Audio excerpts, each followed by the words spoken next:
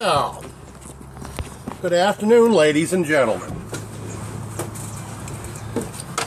This is going to be week 4 of Alone. And as usual, I've taken some notes.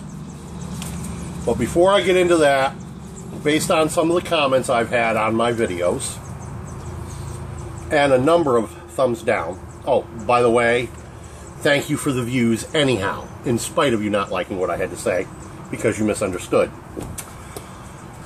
These gentlemen, 10 of them in total, took on an opportunity to try and better their place in life. And I salute them for their effort. The only thing I've said was, I question how expert they are. Because let's be clear, every single one of them so far, as I can tell.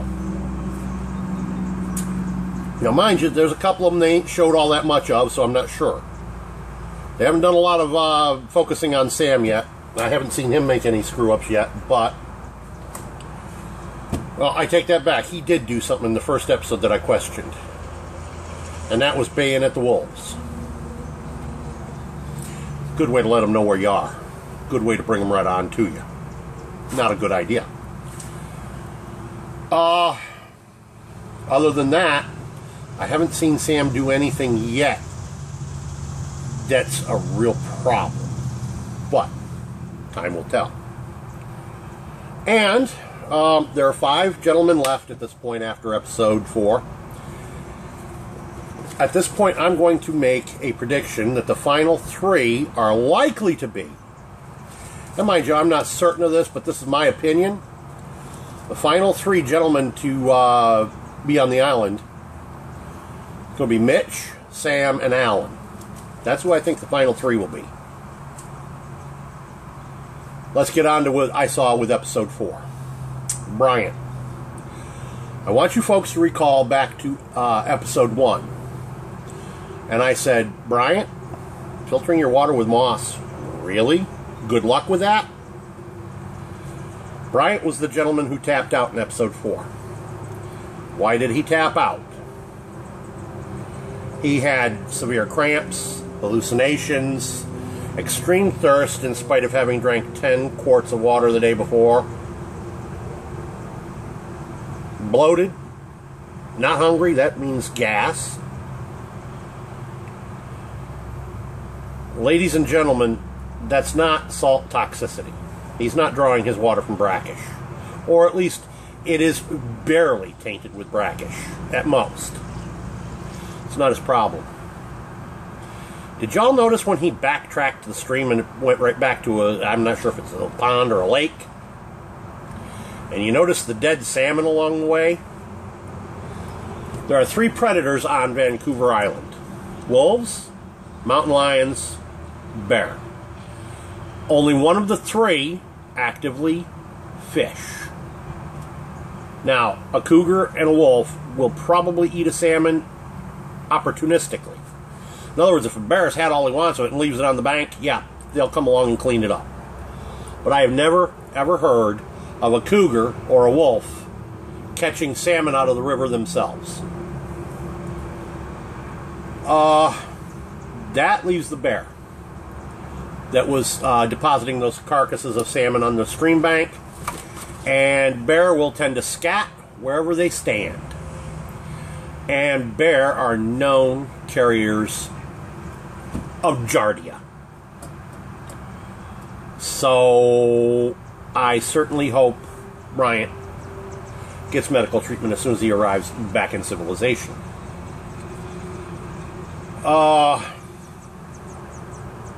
That said, he was kind of on track, Bryant was, when he was talking about losing your mind and his military training. It would have helped him survive had he done his homework before going up to Vancouver and knowing what he was getting himself in regards to the Giardia issue. Don't mind if I eat while I record this, do you? It's just before 2 p.m. and I haven't had my meal yet today. Alan. Funny boy.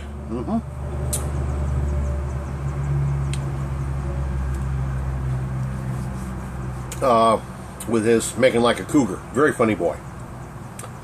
Rusty blade.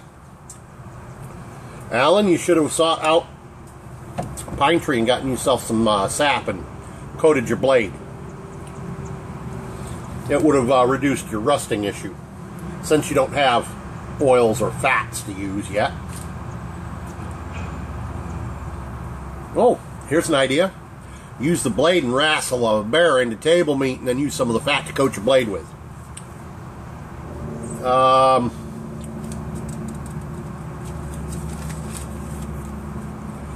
Mitch. Yep, he took a point from the Eagles and found himself something to eat, protein-wise, salmon. A silver coho. Very nice. Used to catch those in northern New York. Dustin. Eating the bull kelp. Well, it's a small amount of sustenance. And he's right on track. He don't want to eat a lot of it. It's loaded with salt. So I'll give him big props on knowing not to eat too much of that. But I got to question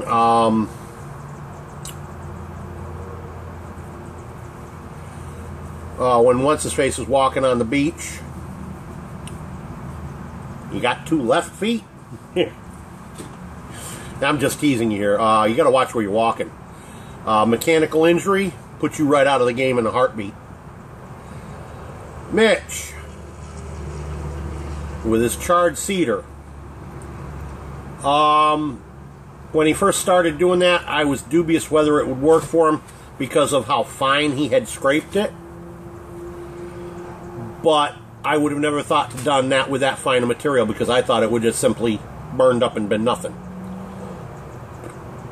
I'm quite pleased to see it works.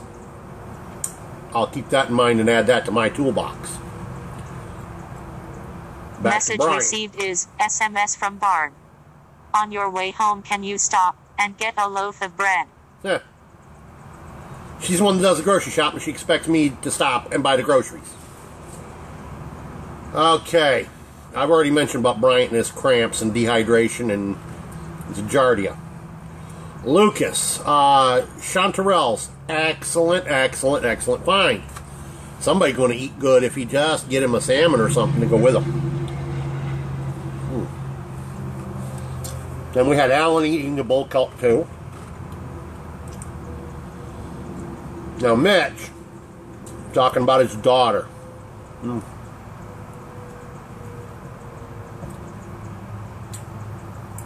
Absence makes the heart grow fonder. She is a real cutie. Them chubby cheeks, you just want to pinch them cheeks and go oogie woogie. She cutie.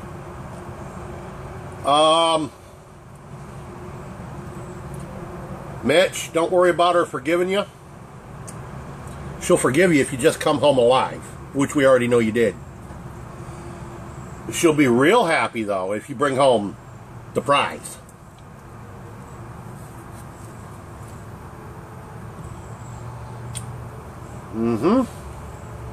Then Brian tapped out. Told you a couple episodes ago I figured he would.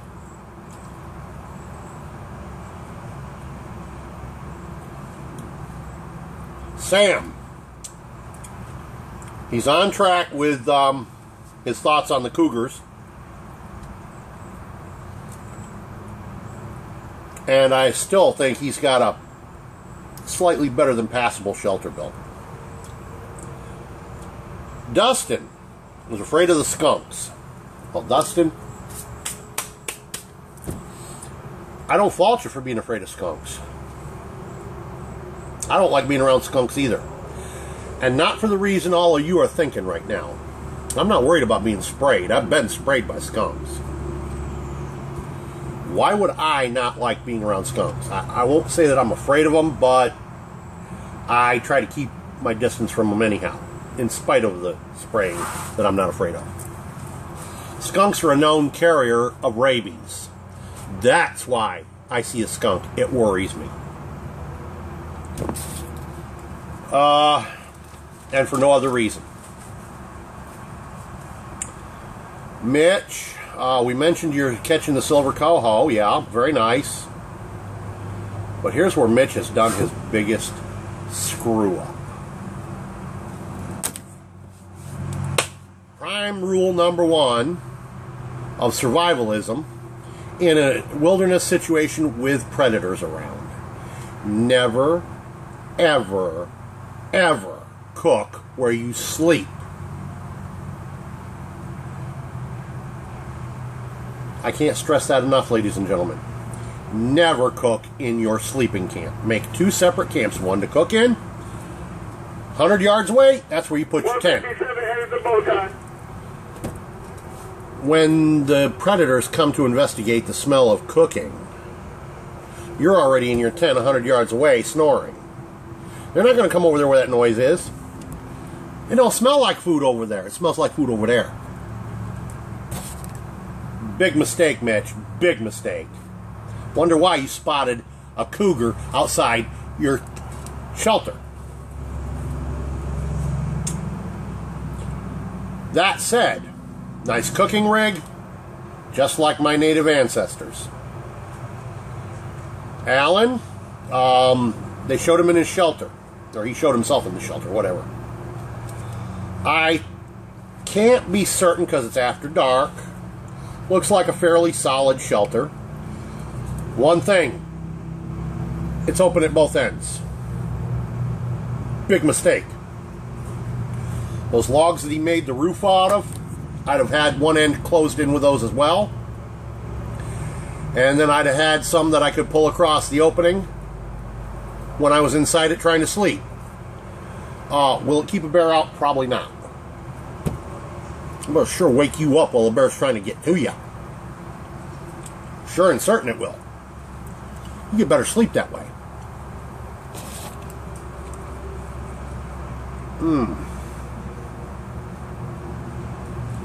Dustin has a passable idea. Work with nature instead of against it. Always a good idea. Now, if he can just institute it into action.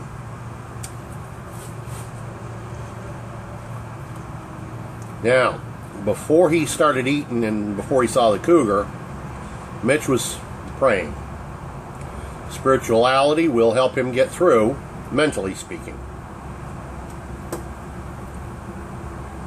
So, and like I've already mentioned, my prediction, I really think the last three standing for the finale will be Mitch, Sam, and Alan.